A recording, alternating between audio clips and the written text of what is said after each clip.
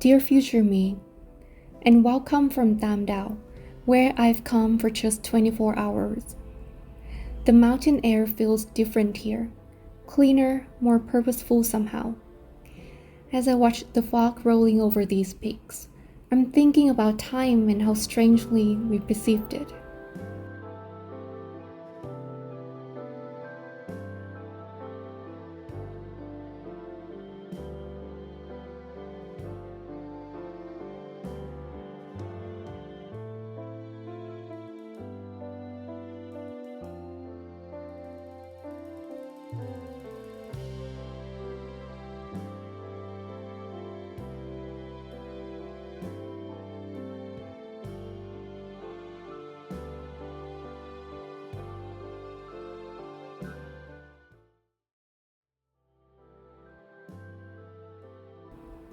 Rewatching the clips I shot during this trip makes me realize how productive 24 hours could be and how much less I usually accomplish in a day, and also how both of them are perfectly fine.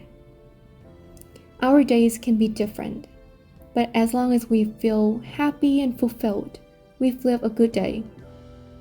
Traveling usually makes us more productive because we are only there for a while. But our daily life is different. We live it more than 300 days a year, so it's better to make ourselves feel enough rather than exhausted.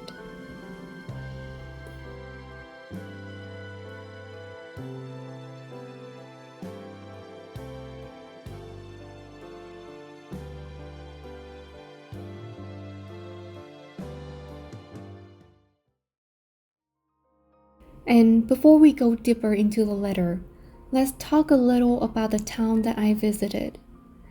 Tam Dao sits around 85 kilometers northwest of the capital where I live, nestled within a mountain range that's stretched across Hanoi and three other provinces, Vĩnh Phúc, Thái Nguyên, and Tuyên Quang. It's amazing how just a couple of hours drive from the bustling streets of Hanoi can transport you to a complete different world. Tam Dao means three islands, even though it's a mountain area, because the three mountain peaks rise above the clouds like the islands in a misty sea.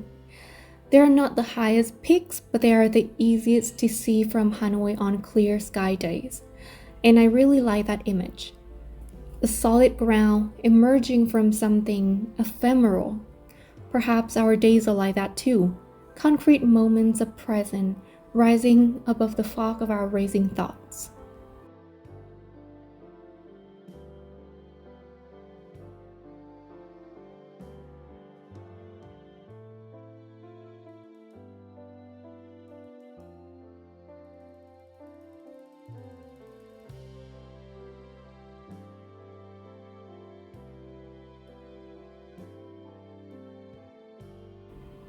Standing here in Tam Dao and watching how the landscape changes as clouds pass overhead, I realize that our days are like that too.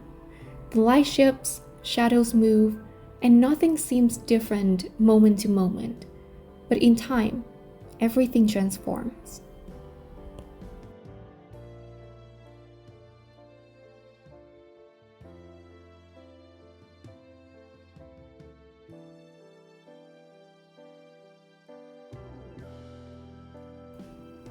We only ever live in days, don't we? Not in years or decades, but in mornings that turn to afternoons, then evenings, then nights. Yet, somehow we plan our lives in these grand sweeping arcs, while forgetting that they are built one sunrise at a time.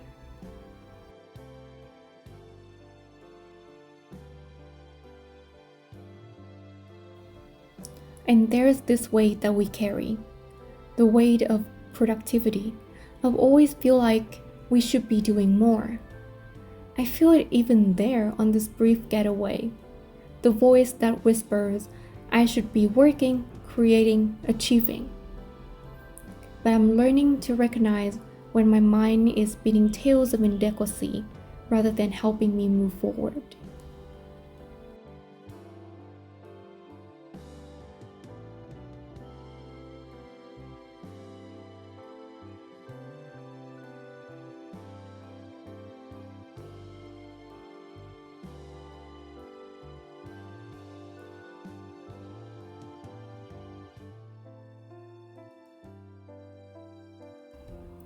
I remember when I was a child, evenings and nights were for entertainment. After a long day of school, I just couldn't wait to go home and watch my favorite TV shows. Disney had great shows in the evening. But now, as an adult, when am I supposed to feel like I have a freedom of choice? Evenings feel chained. After a long day of doing a bunch of adult stuff that I actually love, working a job that I like, exercising with sports that I enjoy, having 3 healthy, delicious meals a day. Yet, I feel like I haven't done anything accumulating. How strange is that?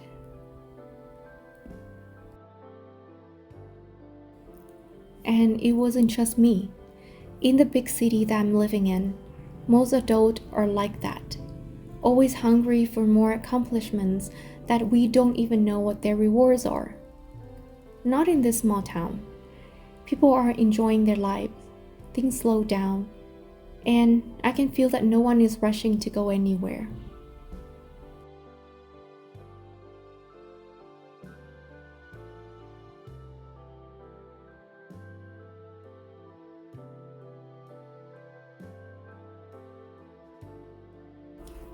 It has been a while since I enjoyed true nighttime entertainment, and it reminds me of Disney Channel nights.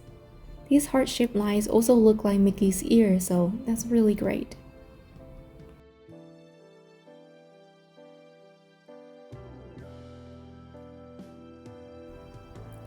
The next morning, I woke up early, and instead of immediately checking my phone, I sat on the balcony with a cup of warm tea and watched the mist swirl around the mountains. This was my favorite scenery on the trip. From afar, transportation travel around the bridge reminds me of the train set I used to be obsessed with. For 20 minutes, I did nothing but breathe and observe. And you know what? The day that followed feels spacious rather than crowded, like I had somehow expended time by first being still within it.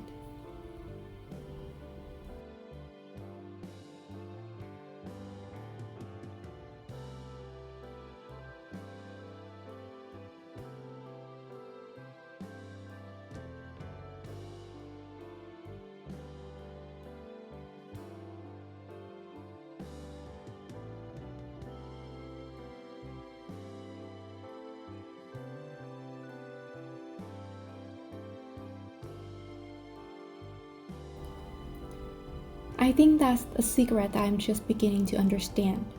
Productivity isn't about frantically doing more. It's about clearing the mental clutter that exhausts us. It's about recognizing when we're overthinking instead of simply doing the next small thing with focus and care.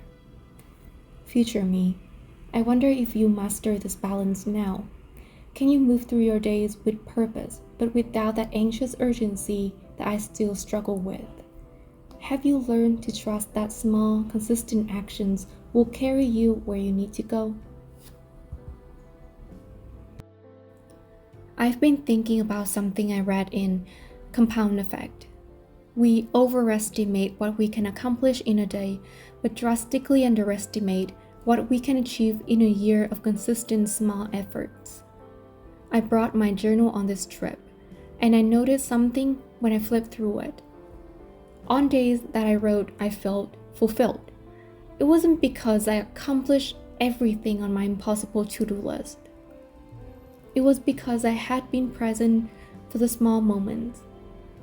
A good conversation with strangers, the satisfaction of solving a problem, or simply the peace of watching the sunset without my mind racing ahead to tomorrow.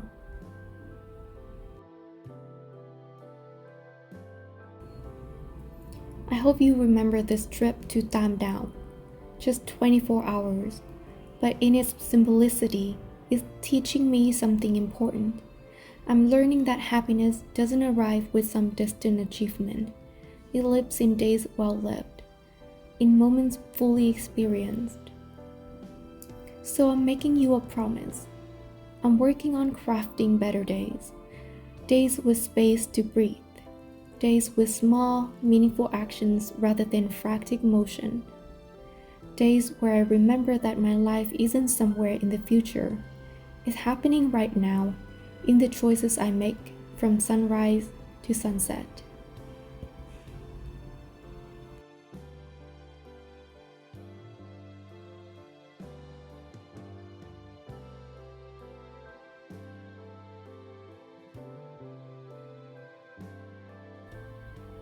Until next time, take care of our days, and they will take care of our life.